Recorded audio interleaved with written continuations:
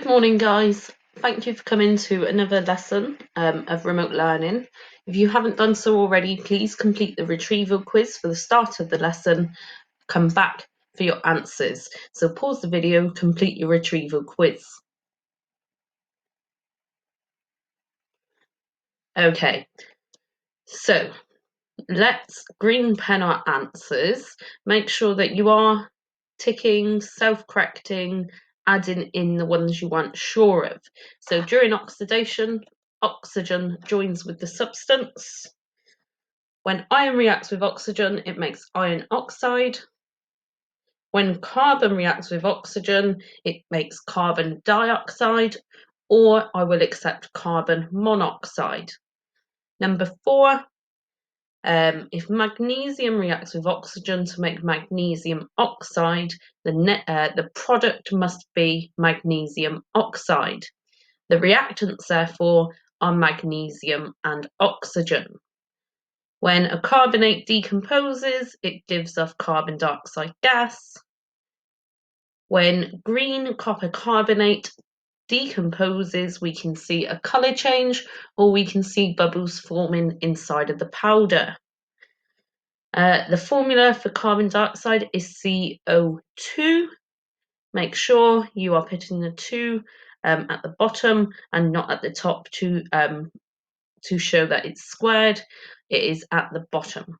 Number 9, when there is plenty of oxygen, complete combustion happens. And if I had sodium and it was reacted with oxygen, it would make sodium oxide. So today our lesson is called conservation of mass. So you need to be able to explain what this term means. Now remember, this topic is all about chemical reactions. So we're looking at conservation of mass in terms of chemical reactions. Now, this is the last lesson of the topic.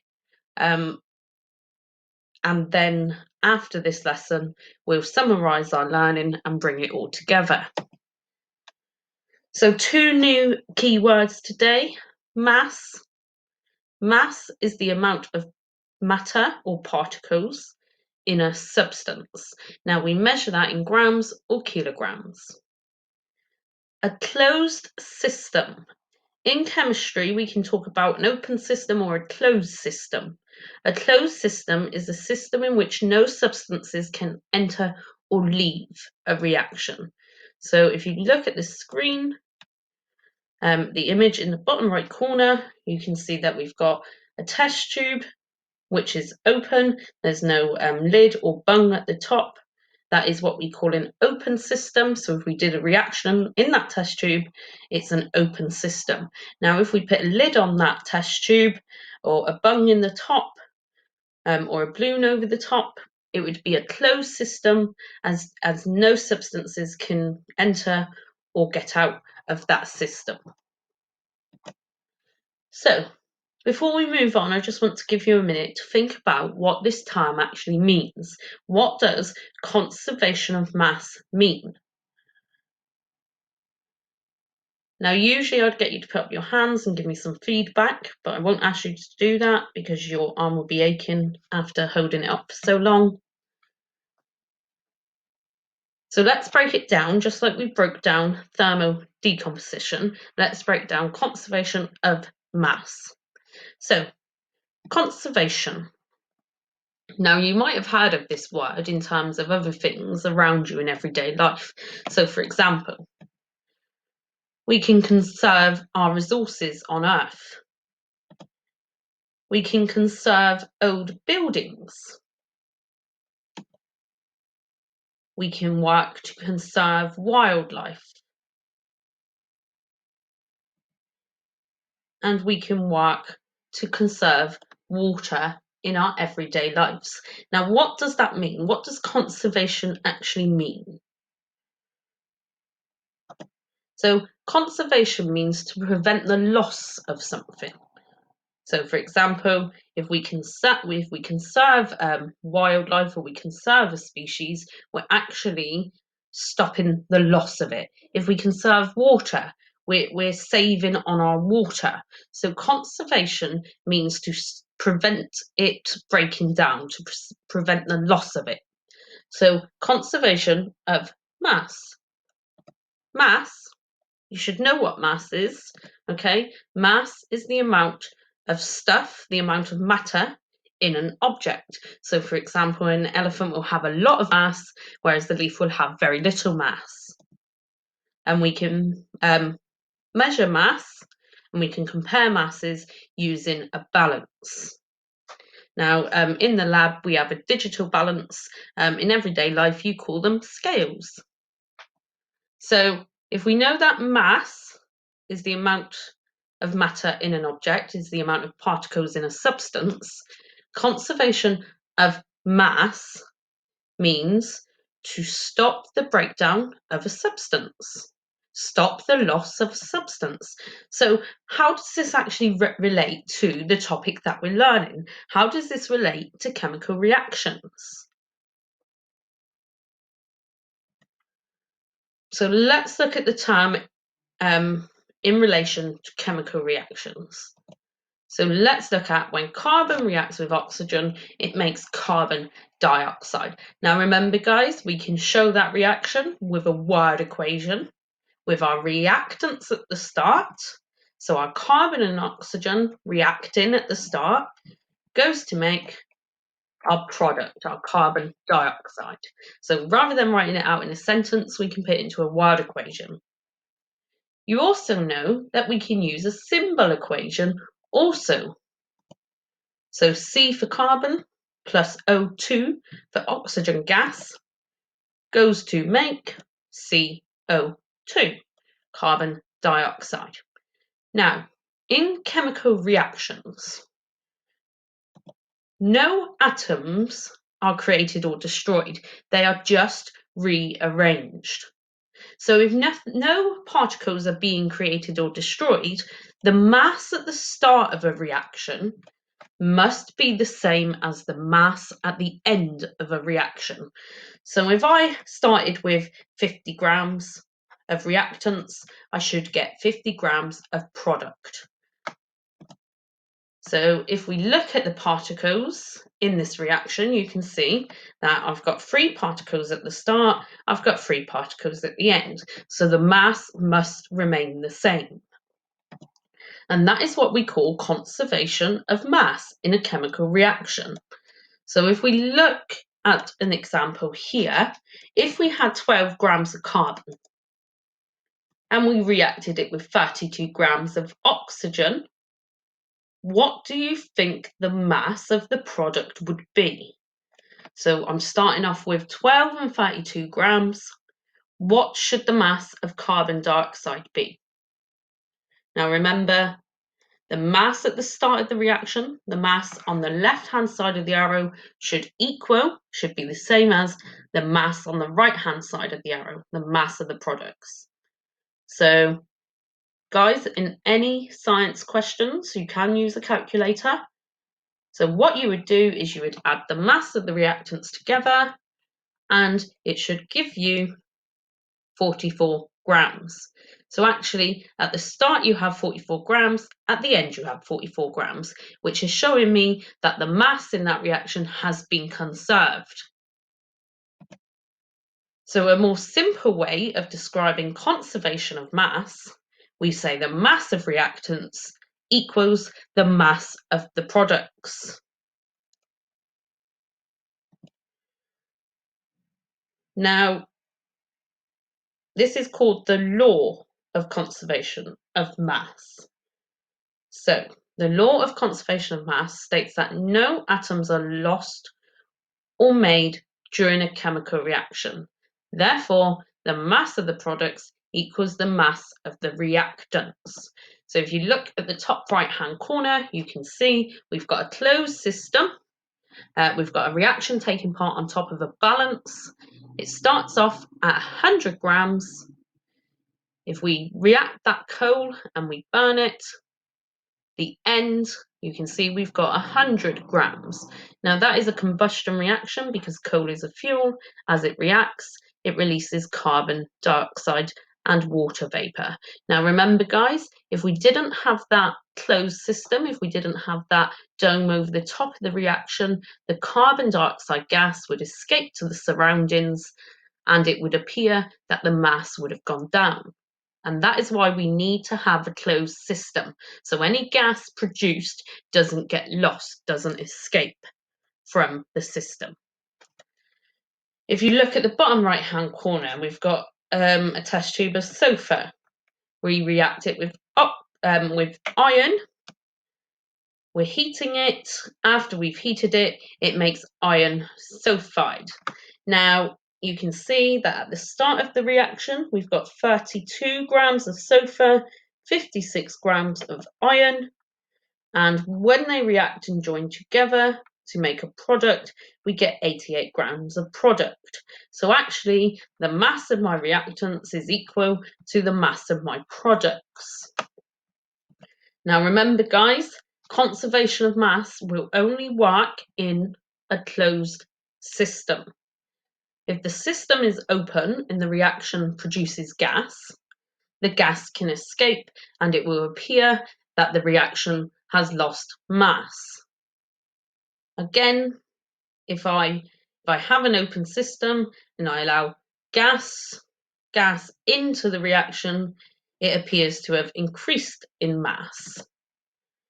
So in order to trap gas, in order to weigh it and stop it escaping from a reaction, we can use a closed system by putting a lid on top of the test tube, a cork or a bung or a balloon. So we can put a balloon over the top of a test tube or over the top of a conical flask. As the gas is being released, it collects inside of the bubble and therefore is still being weighed. So what I'd like you to do for your first task is watch the video on your student worksheet. You need to click the link provided and watch the video on the conservation of mass. Now remember guys, the mass at the start of a reaction is always the same as the mass at the end of the reaction. That's what conservation of mass means.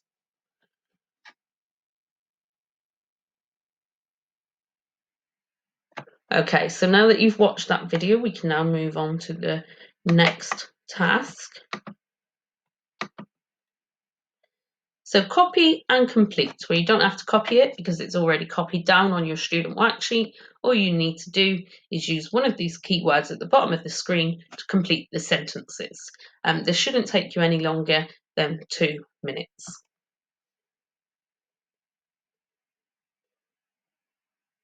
Okay, so let's green pen our answers. In chemical reactions, the total mass of reactants is equal to the total mass of products. Make sure you're self-marking your work, please. I'm getting sick of asking people. Some of you are really good at self-marking and some of you just not bothering. Now, if you make a mistake and you're not self-marking, you won't know until I've marked it that you've made that mistake. Now, it's very well and fine to make mistakes because mistakes are what we learn from. If you're not self-marking, you're not going to learn from the mistake that you've made. Instant feedback is the best form of feedback to learn from. Okay, moving on. This is called conservation of mass. If one of these reactants is a gas, the mass appears to have increased. Now remember guys, this bullet point says if one of the reactants is a gas. If one of the products is a gas, the mass might appear to decrease. So you need to be able to work out masses in a reaction. So if we look at 2 examples, we can see sulfur can react with oxygen to make sulfur dioxide. You should know that from our combustion lesson. 32 grams of sulfur reacts with 32 grams of oxygen. What is the mass of the sulfur dioxide formed? So let's look at the word equation. We know that we've got 32 grams of sulfur. We know we've got 32 grams of oxygen. What should the mass of the sulfur dioxide be? Now, because it wants the mass of the product, all we need to do is add together our mass of our reactants and it gives us our total mass of our product, which is 64 grams. Because remember, the mass on the right-hand side of the arrow should equal the mass on the left-hand side of the arrow. The mass of the reactants equals the mass of product. Now let's look at another example. Magnesium can react with oxygen to make magnesium oxide. 24 grams of magnesium reacts with oxygen to form 56 grams of magnesium oxide. What mass of oxygen reacted with the magnesium? Now, again, guys, I like to write out the word equation to help me visualize what I'm looking at. So I've got magnesium reacting with oxygen. Those are my reactants.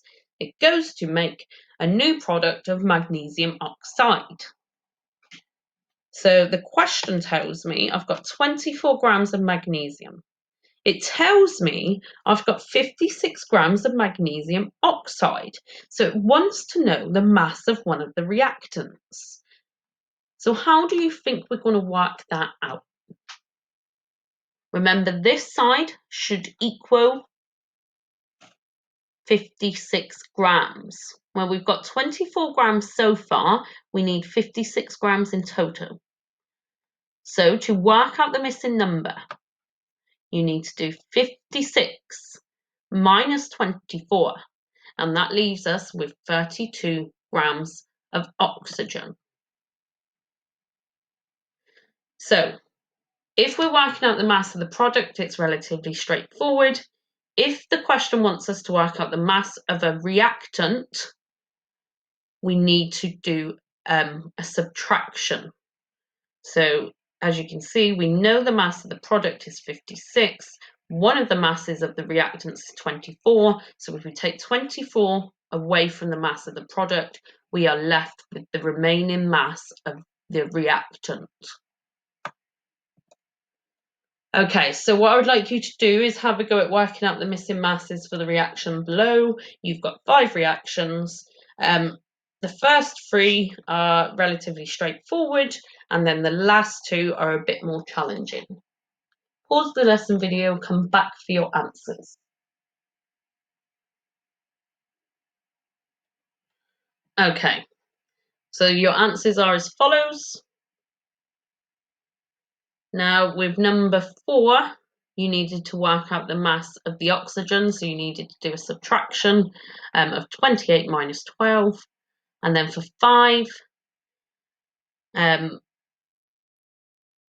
the answer should be 44 grams because it was a decomposition reaction. If it decomposes, we've got 1 reactant and 2 products.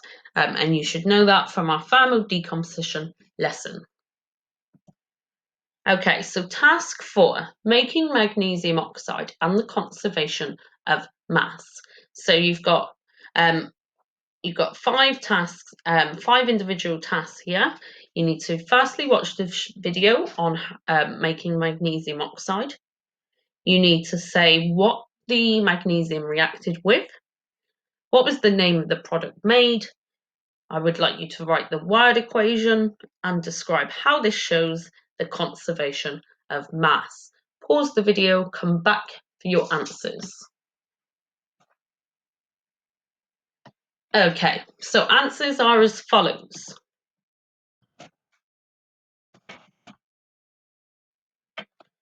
So, magnesium reacted with oxygen, it made magnesium oxide. Magnesium plus oxygen goes to make magnesium oxide. Now, it shows the conservation of mass because the mass of the magnesium in oxygen was the same as the mass of the magnesium oxide. You might have said the mass of the reactants are the same as the mass of the product at the end. That's absolutely fine. Okay, so task 5, our last task before our consolidation. I'd like you to do the same. Watch the video with the reaction taking place, and then answer the 4 questions below. So watch the video. Describe how the experiment shows the conservation of mass. Why was the balloon kept on top of the cylinder? And what would happen if we took the balloon away? So watch the video, complete those questions, come back for your answers. So, you're ready for your answers, are you? Well, I'll give them to you. Okay, so the answers are as follows. So the experiment shows the conservation of mass because the mass of the reactants was the same as the mass of the products. They were equal to each other. Now the balloon was kept on top of the cylinder to stop the gas escaping. It trapped the gas. Now guys, baking powder is actually a carbonate. What gas do you think was being released? Carbon dioxide. Well done. And what would appear to happen to the mass of the products if the balloon wasn't kept on? Well, it would appear that the mass would decrease. We would lose mass. But we know that can't happen. However, it would happen if the system was open. So that leads us on to the consolidation for the lesson. So you've got 3 scenarios. I would like you to read them and give an answer for each scenario. And then once you've completed your scenarios, come back. And once you've completed your scenarios, complete your RAG rating, come back for the answers. Now remember guys, some of you don't bother doing it, but at the very end of the lesson, you've got a small section that leaves you a space to RAG rate the learning intention. Are you red? Are you amber? Or are you green? Please complete it. Literally, you're putting a letter, R-A-G. So once you've completed your consolidation and your RAG rating, come back for the answers.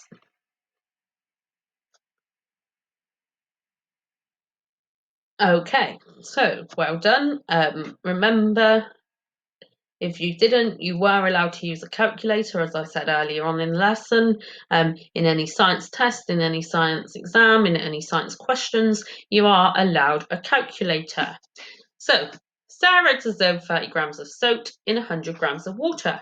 What was the mass of the soap water? Well, that should have been 130 grams, of course. Number 2, 1.6, because it wanted the mass of one of the reactants. You had to do the mass of the product, take away the mass of the reactant we know about, and that would leave us the mass of the oxygen that had reacted with the copper to make the copper oxide. And then the last one, the melted chocolate should weigh the same, so it should weigh 50 grams because the substance has just changed form. It's just changed state. It's gone from solid to a liquid. We haven't added any new particles. We haven't taken any new particles away, and therefore the mass at the start should be the same as the mass at the end. I think we call that the conservation of mass. Woohoo! Now, thank you guys for taking the time to complete the lesson. A lot of you are putting a lot of you are putting really good effort into your lessons. Your presentation is brilliant, and you're attempting every task. So thank you very much for that. It's very much appreciated, guys. It doesn't go unnoticed. So well done.